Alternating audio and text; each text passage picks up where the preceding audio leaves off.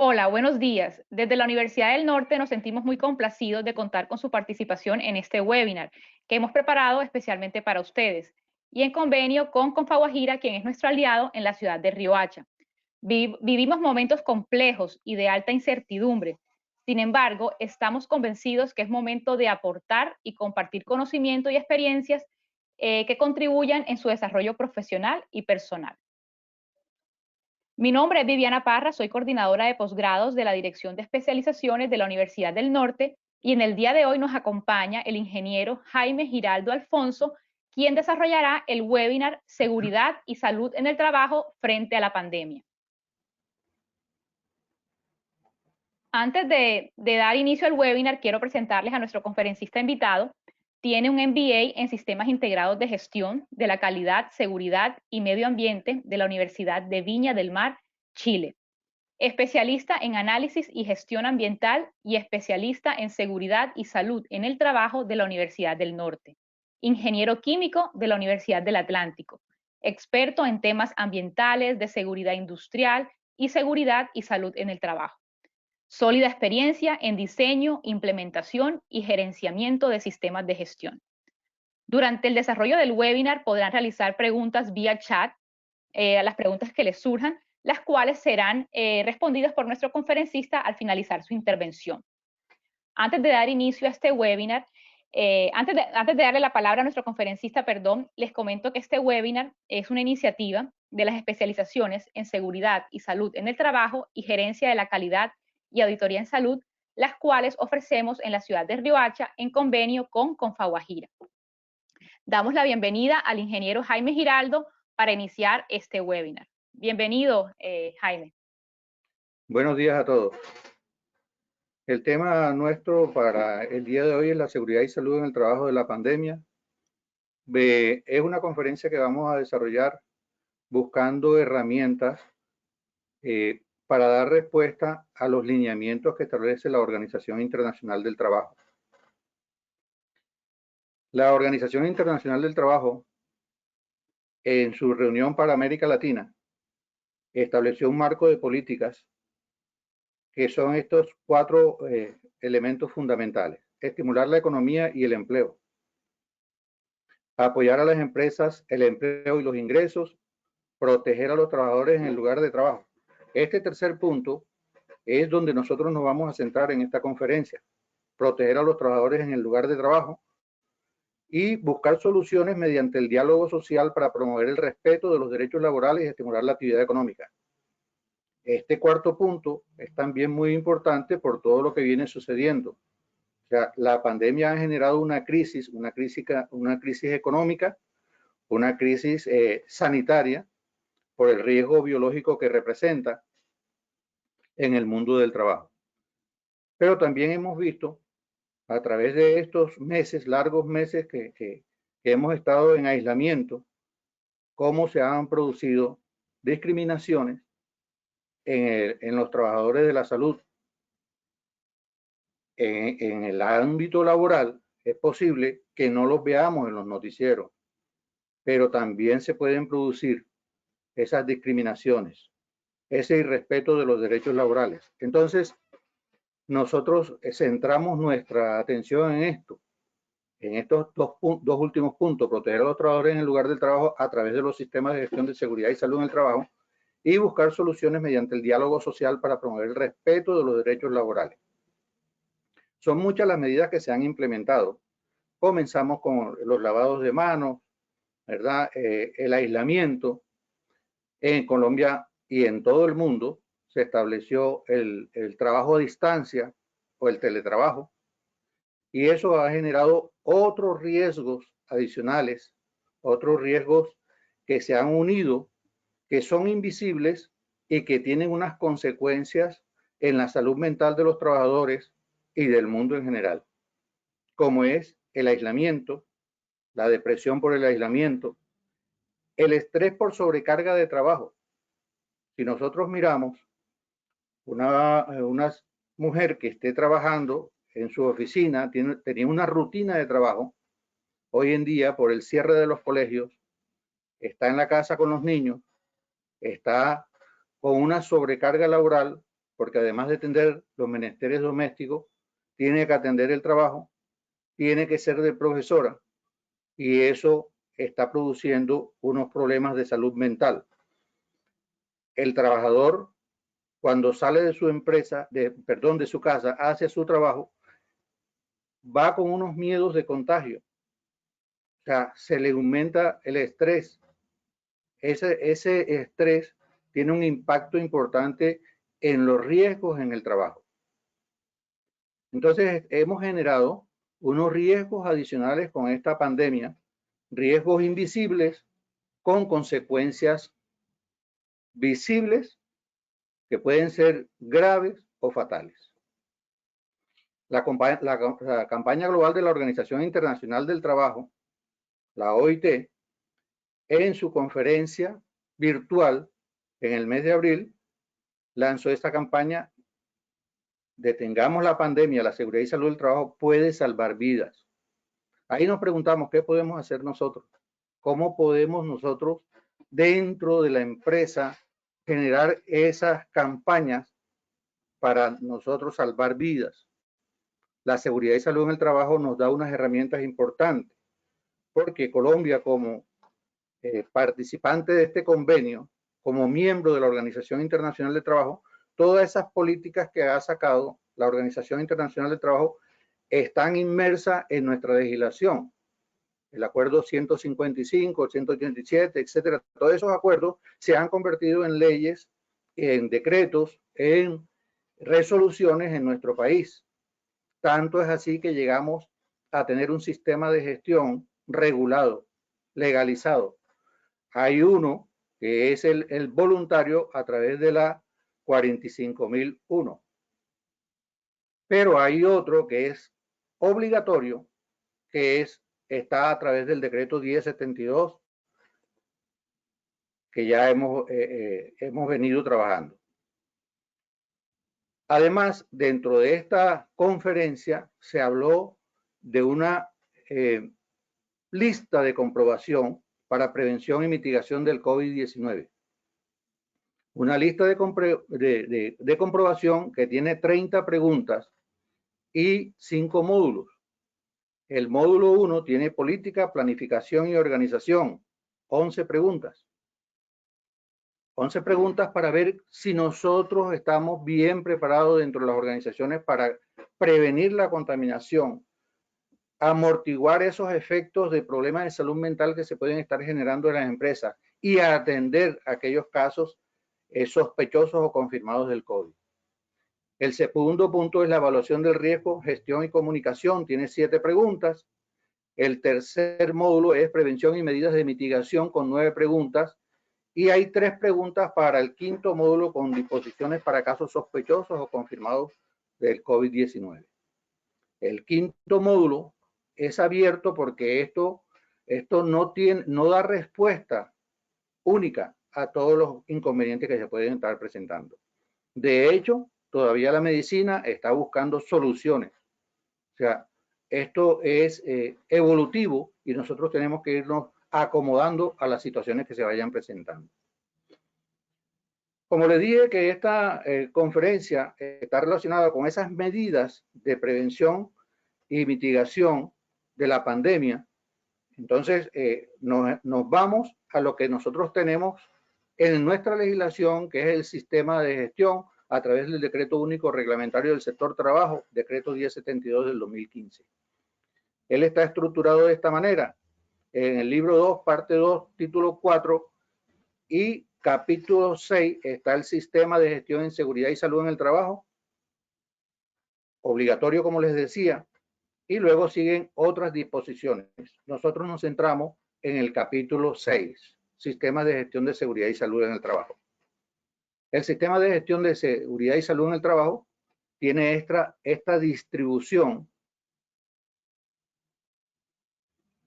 de los artículos 1 al 4, el objeto campo de aplicación, del 5 al 7, la política en seguridad y salud en el trabajo, del 8 al 14, organización del sistema de gestión de seguridad y salud en el trabajo, del 15 al 22 está la planificación, del 23 al 28 la aplicación, del 29 al 32 auditoría y revisión y del 33 al 34. Ahí tenemos el ciclo de Deming o ciclo de mejoramiento continuo, que es planificar, hacer, verificar y actuar. Eso, comparado con las disposiciones que establece la OIT, vamos a ver ahora cómo nosotros le vamos a estar dando respuesta. Aquí se requiere innovación.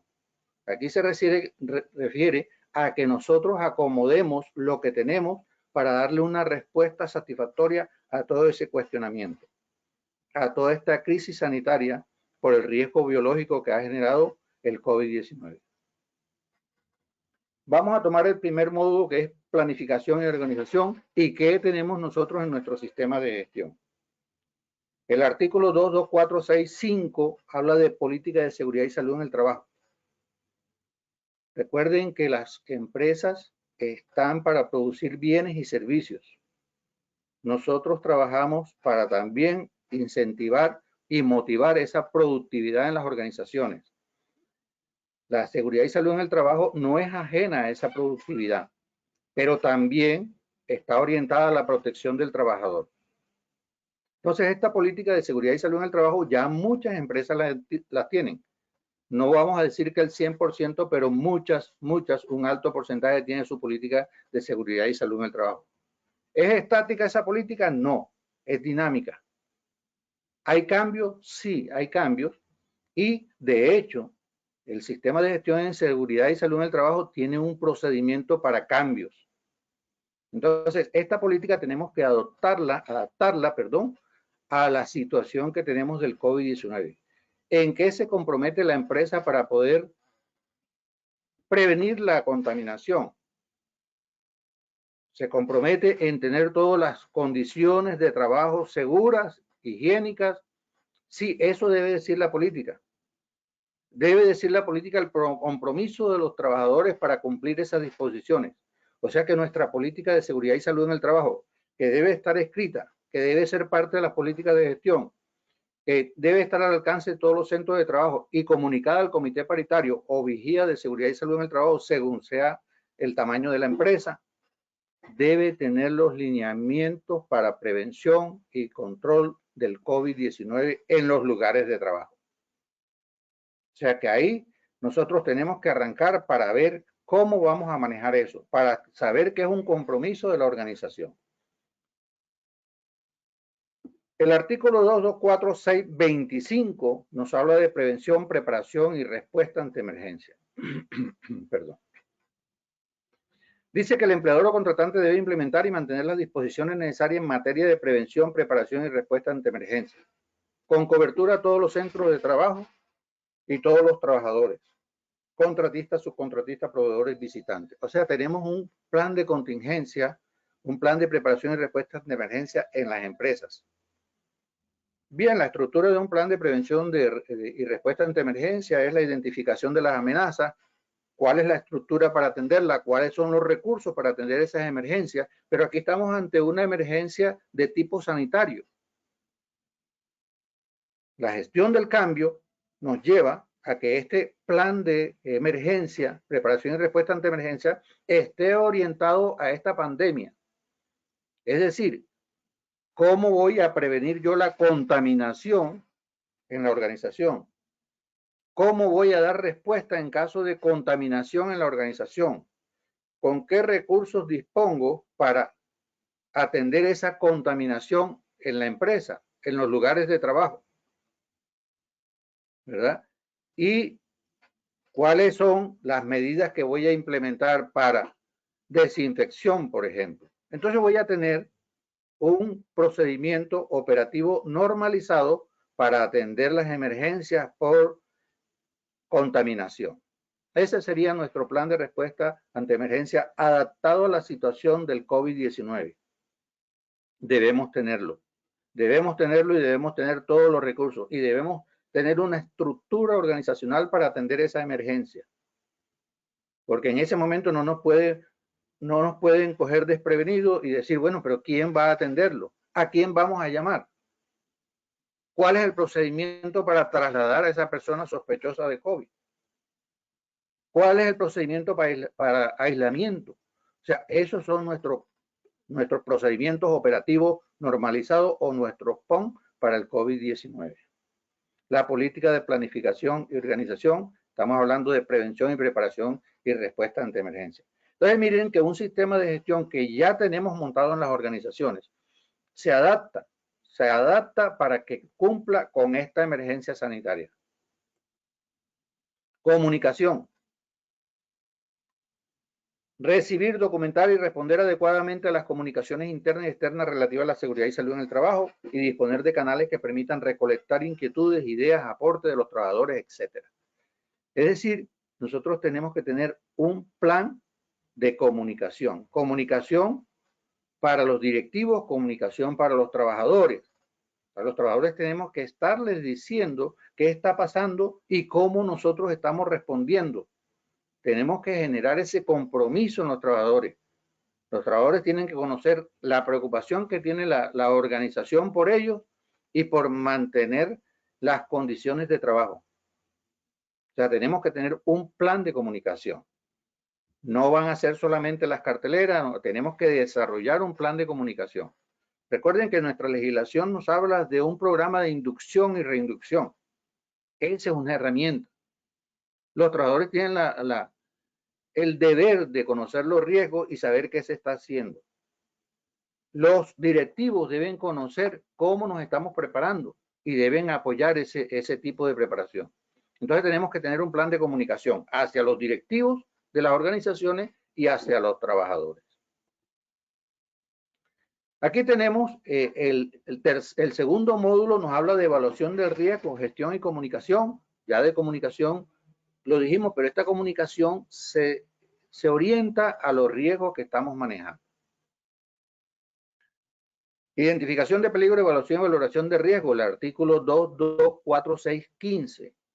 Dice que debemos tener una metodología sistemática y que permita identificar los peligros, evaluar los riesgos y establecer los controles. Eso es la evaluación de riesgo. Entonces usamos diferentes metodologías. Usamos la Guía Técnica Colombiana GTC 45 del 2012. Y esa metodología, que es precisamente para los riesgos en seguridad industrial,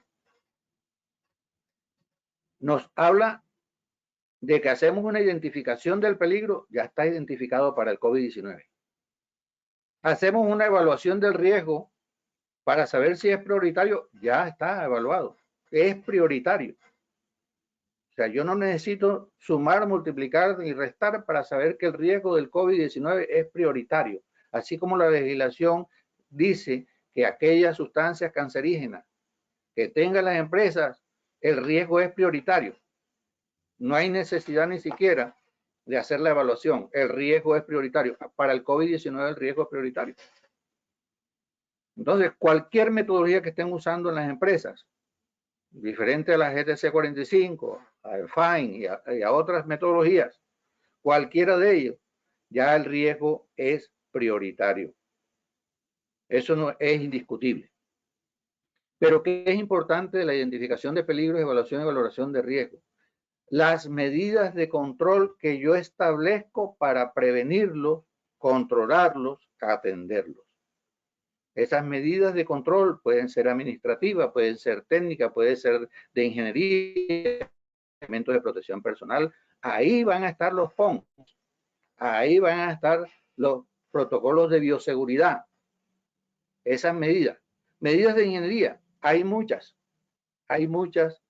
y aquí se requiere que nosotros innovemos. Estamos viendo que muchas empresas aíslan a los trabajadores. Si van a un centro comercial van a darse cuenta que hay unos tabiques que separan a los trabajadores que atienden público del público. O sea, son medidas de ingeniería. Pero tiene que haber unos procedimientos operativos normalizados o unos protocolos de bioseguridad para nosotros atender el público, atender el trabajo, atender el mercado, etcétera, etcétera. Entonces la metodología de identificación de peligros y riesgos ya la tenemos, pero nuestro riesgo COVID-19 es prioritario.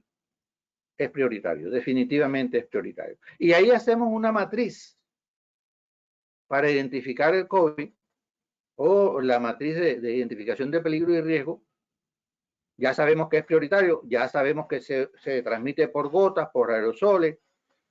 Ya podemos implementar un sistema de renovación de aire. Miren que nosotros tendríamos que trabajar con tapabocas, es obligatorio el trabajo con tapabocas. En nuestras condiciones de la costa de temperaturas altas, el trabajo se hace más difícil. Se hace más difícil por la angustia que uno siente cuando está con un tapabocas y semejante calor que tenemos que soportar. Ahora imagínense en los lugares de trabajo.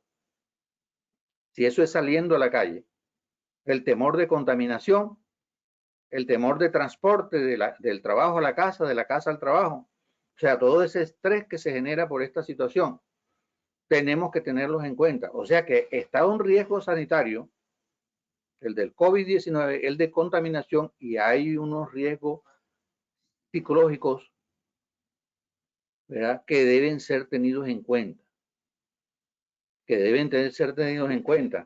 para evitar esos brotes, porque pueden haber brotes de violencia, pueden haber brotes de intolerancia, pero es debido al estrés que se está generando.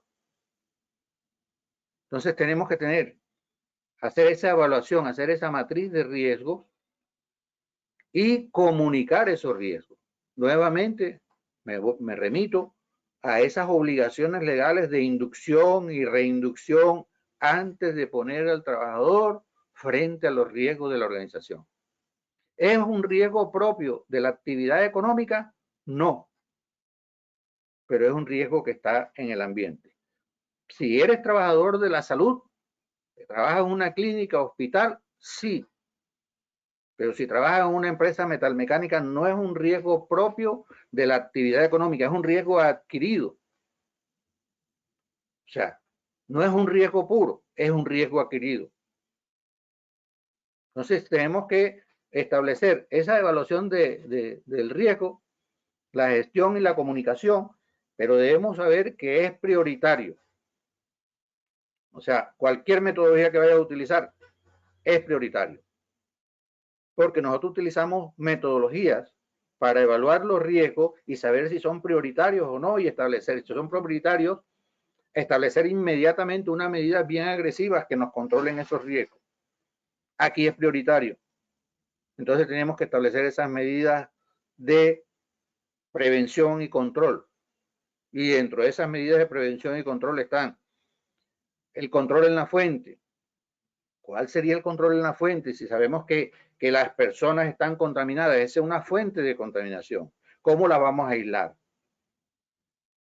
¿Vamos a hacer pruebas para detectar tempranamente esa contaminación en las personas? Sí. Entonces vamos a aislar esas personas. Los sospechosos o los comprobados de COVID tienen aislamiento. Hay un aislamiento social en los puestos de trabajo. Entonces voy a mirar como medida de control cómo hago esa separación en los puestos de trabajo. ¿Cómo hago esa separación en el tránsito por los pasillos?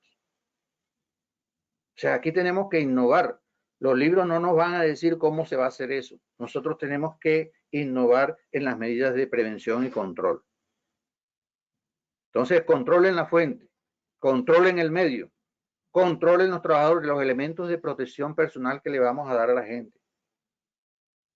Cuando los desechen, ¿cómo los vamos a manejar? Esos desechos son biológicos, ¿cómo los vamos a manejar? Tenemos un procedimiento operativo normalizado para manejar esos desechos. Tenemos que hacerlo. Tenemos que establecer todas esas medidas de prevención y control. Vamos a tener lavaojos, lavamanos o duchas. Necesitamos establecer todas esas medidas de control en la fuente, en el medio y en el trabajador. Así que no importa qué metodología utilicemos. No importa si vemos que la GTC 45 no se ajusta totalmente a lo que queremos o la metodología FINE. Debemos establecer. O sea, aquí se genera un cambio a nivel mundial. Nosotros tenemos que generar cambios a nivel empresarial. Evaluación del riesgo, gestión y comunicación, las 7 preguntas. Entonces, para la capacitación en seguridad y salud en el trabajo, nos dice la legislación que el empleador debe desarrollar un programa de capacitación que proporcione conocimiento para identificar los peligros y controlar los riesgos relacionados con el trabajo. Hacerlo extensivo a todos los niveles de la organización, incluyendo trabajadores, contratistas, trabajadores con diferentes tipos de contratos, visitantes, etcétera. Entonces tenemos que hacer nuestro programa de capacitación para el COVID-19. Esto necesita acelerarse. Capacitación en seguridad y salud en el trabajo para el COVID-19. Vamos a capacitar a los directivos también, vamos a capacitar a los trabajadores, vamos a capacitar visitantes, contratistas. Todos entran en esos programas de capacitación. ¿Qué mecanismo vamos a utilizar para eso? Entonces tenemos que estar pensando e innovando para hacer las cosas bajo esta pandemia que nos ha afectado totalmente. Prevención y medida de mitigación. Hay 9 preguntas en la lista de comprobación de la Organización Internacional del Trabajo. Una de las respuestas a esas preguntas, o la respuesta a una de esas preguntas, está en el artículo 224.6.26, gestión del cambio. El empleador o contratante debe implementar y mantener un procedimiento para evaluar el impacto sobre la seguridad y salud en el trabajo, que puedan generar los cambios internos o los cambios externos. Debe adoptar las medidas de prevención y control antes de su implementación con el apoyo del Comité Paritario, Vigía de Seguridad y Salud en el Trabajo. De la misma manera, debe actualizar el plan de trabajo anual en seguridad y salud en el trabajo. O sea que la legislación, acogiendo las directrices de la Organización Internacional del Trabajo, los convenios, ha convertido todo esto en ley. Y como es un sistema de gestión, entonces tenemos que tener en cuenta los cambios. Aquí se genera un cambio desde la política de seguridad y salud en el trabajo, relacionada con el COVID-19. Se genera un cambio en el medio de transporte de los trabajadores. Habrá empresas que podrán suministrar el transporte, habrá otras que no. Entonces, bajo esas condiciones, ¿cómo hago yo los controles? ¿Cómo voy a intervenir los puestos de trabajo? Tenemos que hacer análisis de puestos de trabajo. Tenemos que innovar en cómo vamos a aislar a la gente. Tenemos que, para ese riesgo de salud mental que les hablé, ¿cómo vamos a trabajar con las personas? Este es un trabajo interdisciplinario. Aquí va a estar, aquí va a haber varias disciplinas.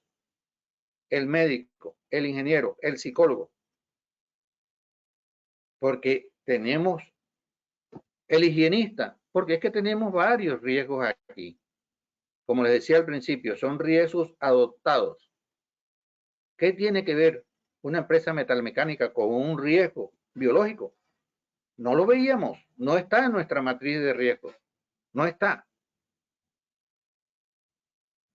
Si la encuentras en una clínica, en un hospital, la matriz de riesgo para una clínica en un hospital tiene esos riesgos. Pero uno metalmecánico, no lo veíamos. Entonces, gestión del cambio. El empleador o contratante debe implementar ese procedimiento y debe implementar las medidas para antes de poner al trabajador a riesgo. Eso dice ese procedimiento. O eso debe decir ese procedimiento y eso es lo que nos pedía al gobierno o nos pide el gobierno con este artículo. 224.6.26, gestión del cambio, prevención y medidas de mitigación. O sea, se deben implementar todas las medidas antes. Y más importante que todo, se le debe hablar al trabajador por qué estamos haciendo esta medida. Parece mentira que hoy en día, después de 5, 6 meses, 7 meses, o sea, hay gente que no cree. No hay convencimiento de que esas medidas son necesarias. Entonces debemos capacitar a los trabajadores sobre el riesgo que están de contaminación que existe en todas las actividades que desarrollamos. Y debemos decirle cuáles son los cambios que ha generado la empresa para poder controlar y mitigar ese riesgo de contaminación. Ese es el módulo 3, prevención y medidas de mitigación. Como les decía, las medidas de mitigación son diferentes. Van a encontrar medidas de mitigación para trabajo en altura, para el riesgo eléctrico, para el riesgo higiénico. Pero no, Tenemos que, de acuerdo al comportamiento de este virus, tenemos entonces que implementar unas medidas totalmente diferentes, medidas de mitigación. Disposiciones para casos sospechosos o no confirmados del COVID-19. Está la resolución 666 del 2020 sobre el Protocolo General de Bioseguridad del COVID-19. Y aquí viene, esto va muy de la mano con las disposiciones para casos sospechosos o con los planes de emergencia. Va muy de la mano con los planes de emergencia. ¿Cómo hago yo el aislamiento? ¿Cómo hago el transporte de los trabajadores? Van a transportarse en medios que suministra la empresa. Todas las demás legislaciones aplican. Si el transporte lo suministra la empresa, los riesgos van de la mano con la empresa. Hay responsabilidades. ¿Cómo voy a hacer la desinfección, el reporte, el seguimiento, el monitoreo? Estoy tomando temperatura, estoy haciendo desinfección.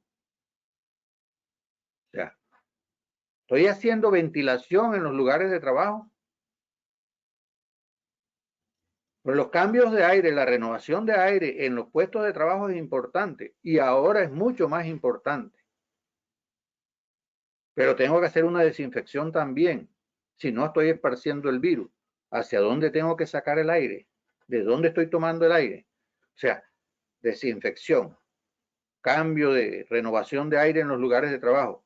El reporte, ¿cómo voy a hacer el reporte de sospechoso de COVID o confirmado o casos confirmados? ¿Cómo le voy a hacer el seguimiento y monitoreo de los trabajadores? Entonces, aquí hay muchos elementos que yo tengo que trabajar. O sea, ¿qué voy a utilizar de nuestro sistema de gestión de seguridad y salud en el trabajo? Pues todos estos elementos que le estoy mencionando. Además, están los comités de convivencia para esos riesgos psicológicos, para la discriminación que se pudiera presentar en los lugares del trabajo. Discriminación que se hace evidente en los trabajadores de la salud. Lo hemos visto por televisión, no solamente aquí en Colombia, en muchos países. Pero esa no se da en los lugares de trabajo. Entonces tenemos otras herramientas, ¿verdad? Tenemos entonces los comités de convivencia. Tenemos los casos de acoso laboral, porque aquí se pueden dar, aquí pueden ser más evidentes los casos de acoso laboral o discriminación. Entonces tenemos los comités de convivencia. Tenemos todas las herramientas asociadas con esta lista de comprobación para que nosotros la adaptemos para el riesgo sanitario que estamos viviendo, el riesgo biológico que estamos viviendo con el COVID-19.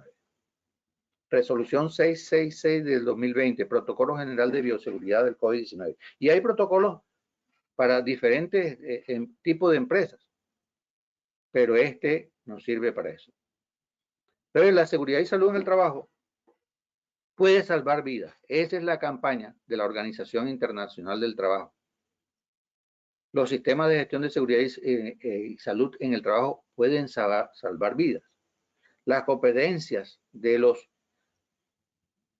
prevencionistas, de los especialistas en seguridad y salud en el trabajo están orientadas a asumir la gestión del cambio, a aplicar conocimiento para la solución de problemas y proponer nuevas ideas y establecer un liderazgo.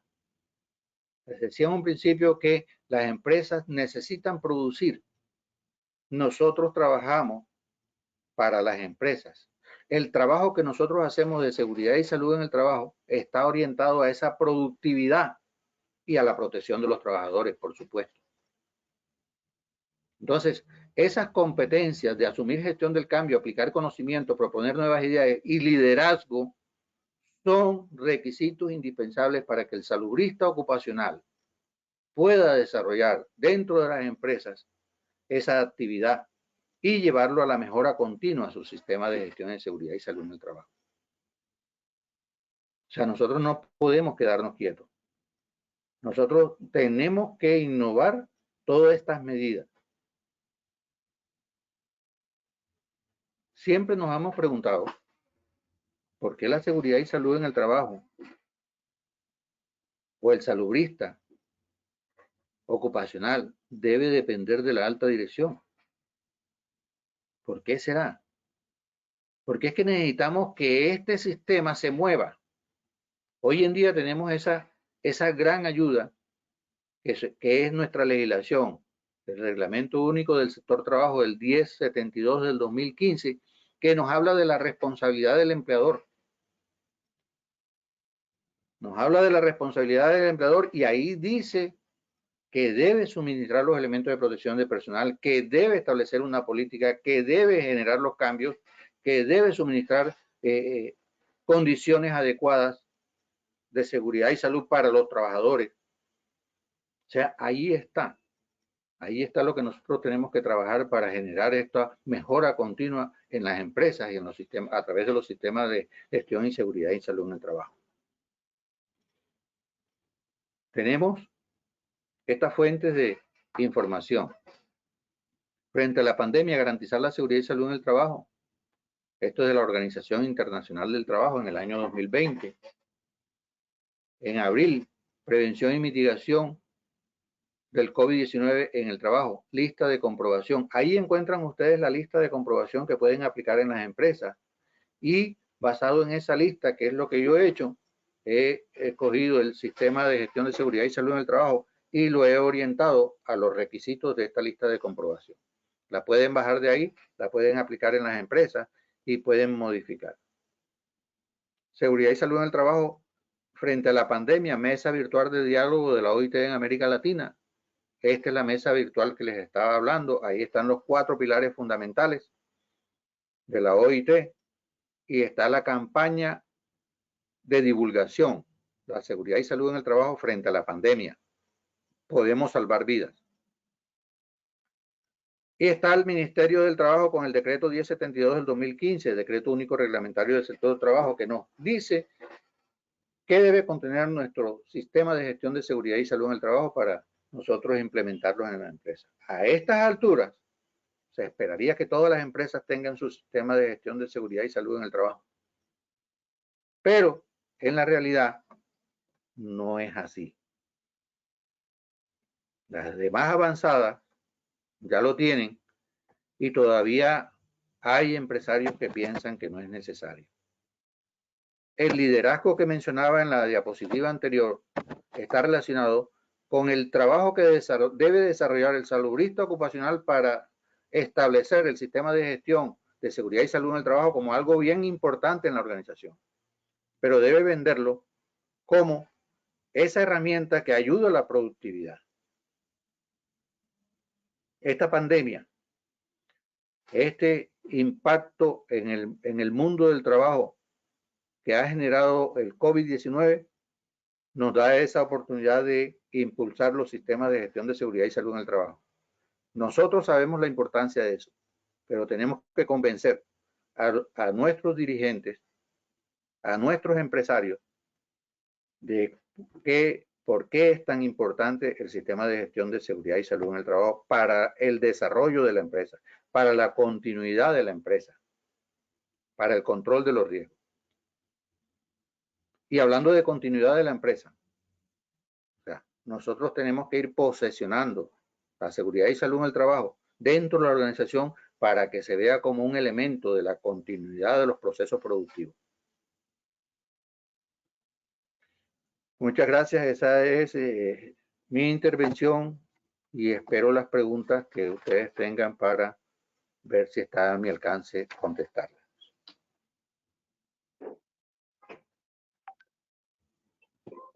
Muchas gracias, Jaime.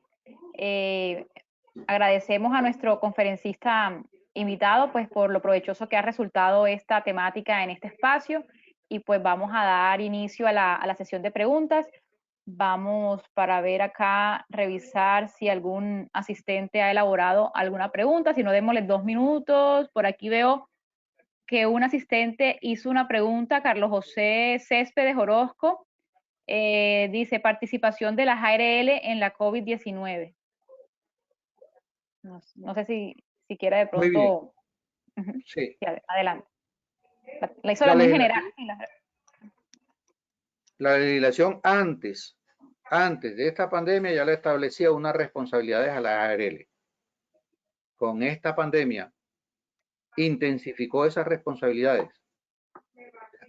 En algunos casos puede suministrar elementos de protección personal, pero ellos nos pueden ayudar a hacer la matriz de peligros y riesgos con respecto al COVID-19. Nos pueden ayudar a diseñar e implementar los sistemas de prevención de riesgo. O sea, vamos a encontrar mucha ayuda y la legislación es muy clara en esas responsabilidades que le ha establecido a las ARL. No sé si eso responde la inquietud.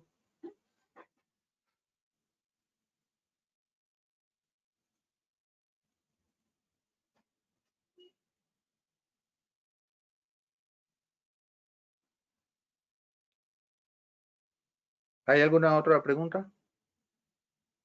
Sí, por acá hay otra, profesor Jaime. Karen Margarita Guerra Brito nos indica, ¿es de obligatorio cumplimiento de las empresas tener personal de salud en sus frentes de trabajo para los protocolos de bioseguridad?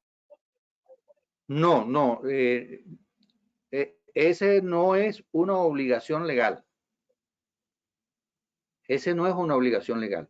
Se hace una necesidad hoy en día que la empresa tenga, ya sea directamente, las grandes empresas que puedan hacerlo, o a través de las GPS, a través de las ARL, el acompañamiento de personal de la salud. Les decía en algún momento que esto no era de una sola disciplina. Yo como ingeniero tengo limitaciones para establecer medidas sobre el riesgo de bioseguridad. Tengo que hablar con los médicos. O sea, es un trabajo conjunto.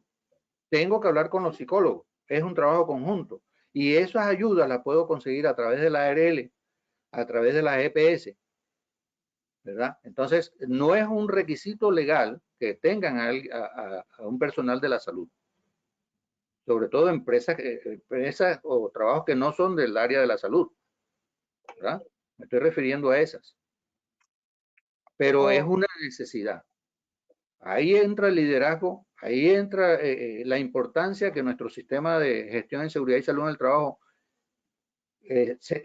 tenga dentro de la organización y el convencimiento de nuestros dirigentes o empresarios, que se logra con el liderazgo del saludista ocupacional. Ok, perfecto, profesor Jaime, muchas gracias por responder esta pregunta.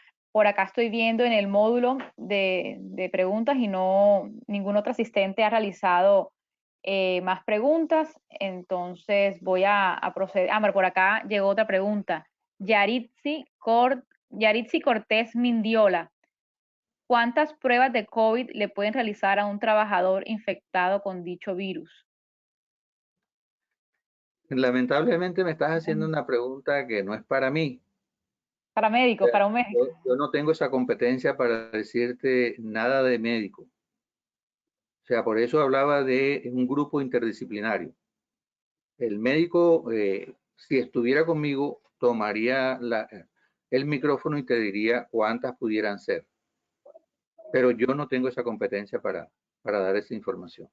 Perfecto, profe. Por acá, Estefanía Miranda también nos elabora una pregunta. ¿Considera usted de vital importancia el desarrollo de protocolo de vigilancia y control del medio externo de trabajador desde la empresa? ¿Desde la empresa o empoderarlos es suficiente y el autocuidado jugaría un papel fundamental? Excelente, excelente esa pregunta. Sí, dentro de los mecanismos de prevención que estableceríamos en la matriz estaría el autocuidado.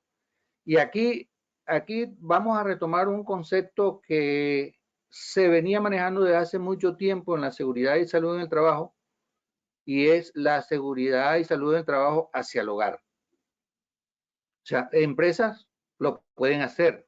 O sea, ¿cuál es el ambiente de trabajo perdón, cuál es el ambiente en el hogar de ese trabajador. ¿Bajo qué condiciones vive? ¿Dónde vive? O sea, aquí hay muchas cosas. Sin entrar en discriminación, lo que tratamos de buscar es mejorar las medidas de higiene y aislamiento social de ese trabajador. O sea que nuestros protocolos de bioseguridad deben salir también del trabajo y orientarse hacia ese sector del transporte, el medio de transporte y la entrada al hogar. O sea, debemos, si queremos tener cubierto todas esas etapas, o sea, debemos llegar hasta el hogar. Ok, perfecto. Jaime, por acá hay otra pregunta de Valeria Andrea Palma Bustos. Buenos días. ¿Qué pasa en los casos del equipo de salud en el que el empleador o la empresa no quiere hacerse responsable de entrega de los elementos de protección personal? Bien complicada esa pregunta, bien complicada, pero te puedo Sí. decir lo siguiente. Política de seguridad y salud en el trabajo. Es un requisito legal, está dentro de las obligaciones del empleador y entonces tú vas a escribir dentro de esa política de seguridad y salud en el trabajo el compromiso de la dirección. Y si quieres ser específica porque estás viendo que hay un problema en ese tipo de organización, vas a decir que el empleador se compromete a establecer todas las medidas de higiene y seguridad necesarias para que el trabajo se realice evitando la propagación o la contaminación del COVID-19. Dentro de ese compromiso está la entrega de elementos personal, la adecuación de áreas de trabajo, está la desinfección, etcétera, etcétera. O sea, tú puedes ser tan específica dependiendo de la resistencia que tengan las empresas. Por otro lado, la Organización Internacional del Trabajo establece que no queremos llegar a esos extremos y nosotros no podemos promover tampoco esto de esa manera. Establece que el trabajador se puede negar a trabajar si las condiciones de seguridad e higiene del trabajo no están dadas. Lo van a encontrar ahí en esos artículos que yo les mencioné.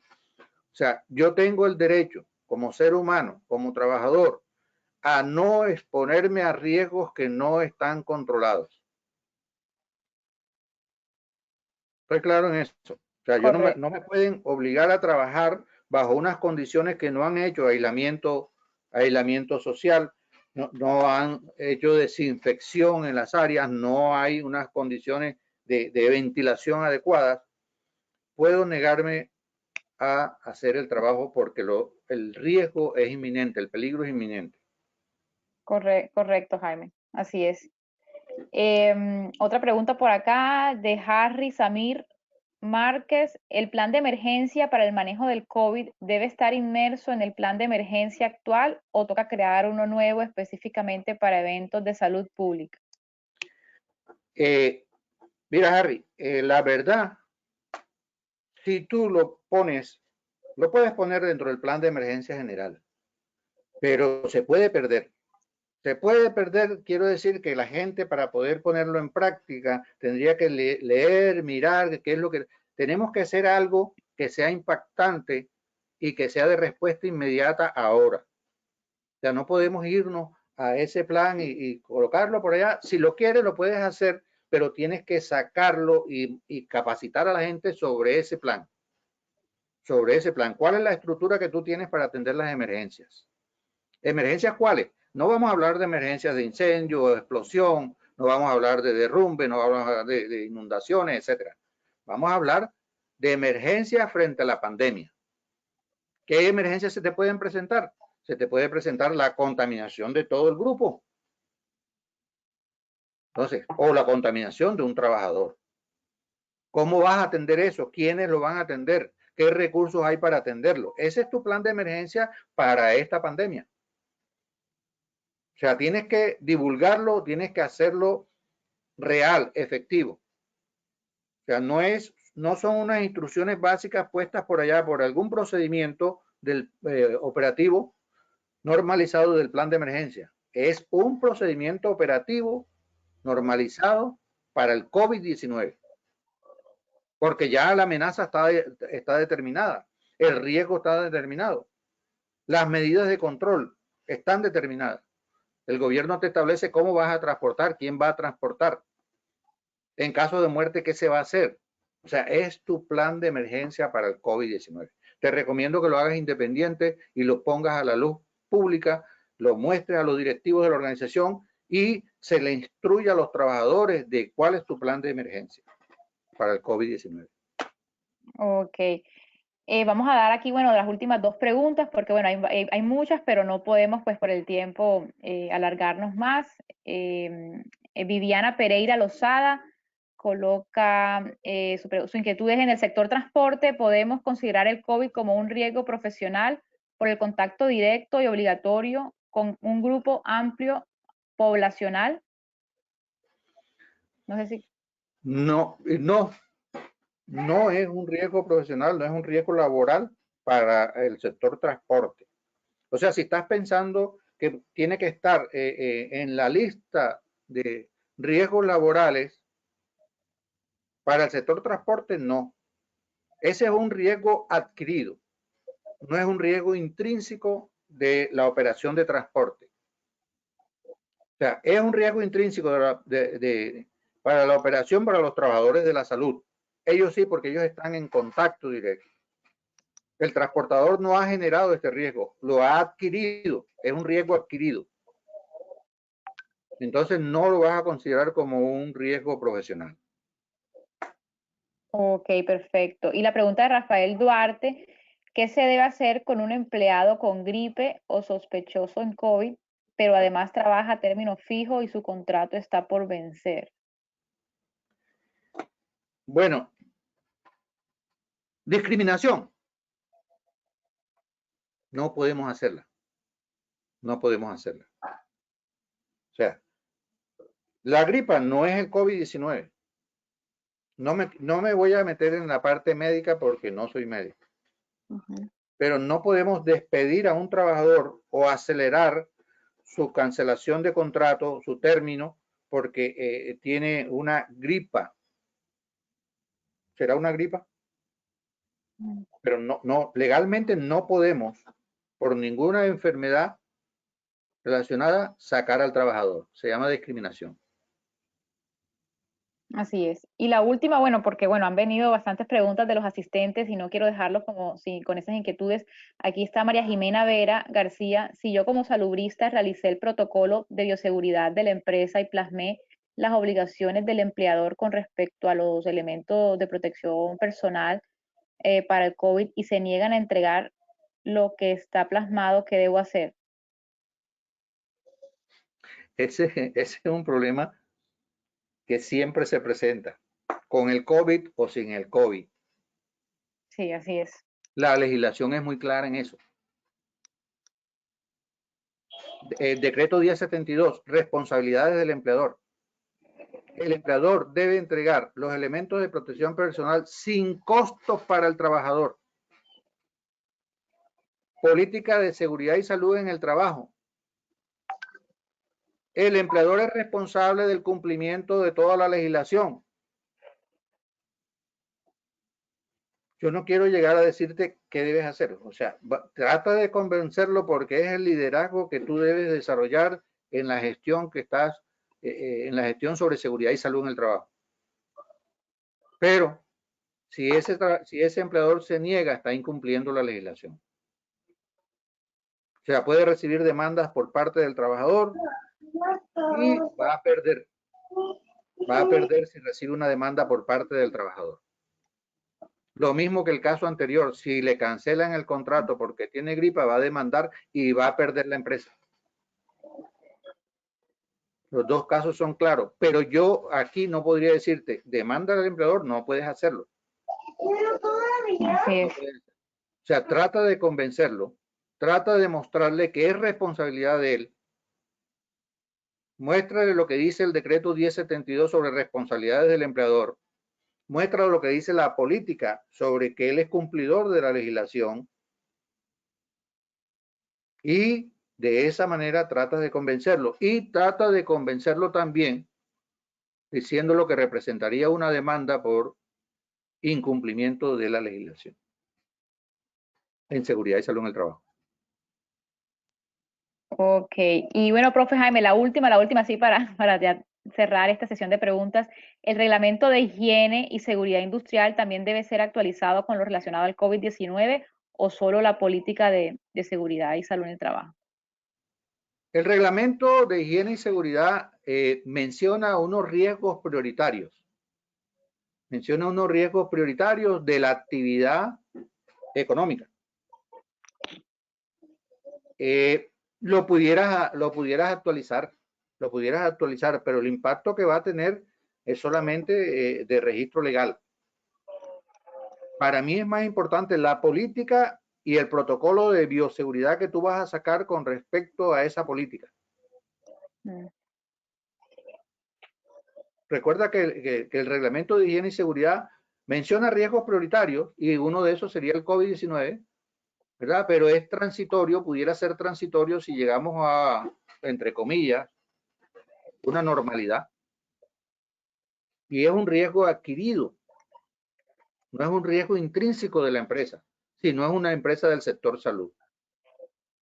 No es un riesgo puro de esa empresa, es un riesgo adquirido.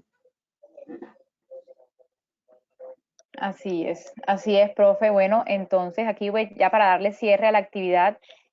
Muchas gracias a todos los asistentes por participar en este webinar. Les recordamos que las inscripciones de las especializaciones de seguridad y salud en el trabajo y gerencia de la calidad y auditoría en salud que ofrecemos en la ciudad de Riohacha en convenio con Confaguajira se encuentran con las inscripciones abiertas hasta el 4 de agosto y que por haber participado en dicho webinar pues obtienen el beneficio de la inscripción gratuita a la especialización de su interés. Nuevamente, Jaime, muchas gracias por tu participación en esta mañana de hoy y fue una temática muy interesante y muchas gracias a todos los asistentes también. Sí, gracias a ti, Viviana, y a todos los asistentes por escucharme. Sí, que tengan un feliz día, un feliz Gracias. sábado. Hasta luego. Hasta luego.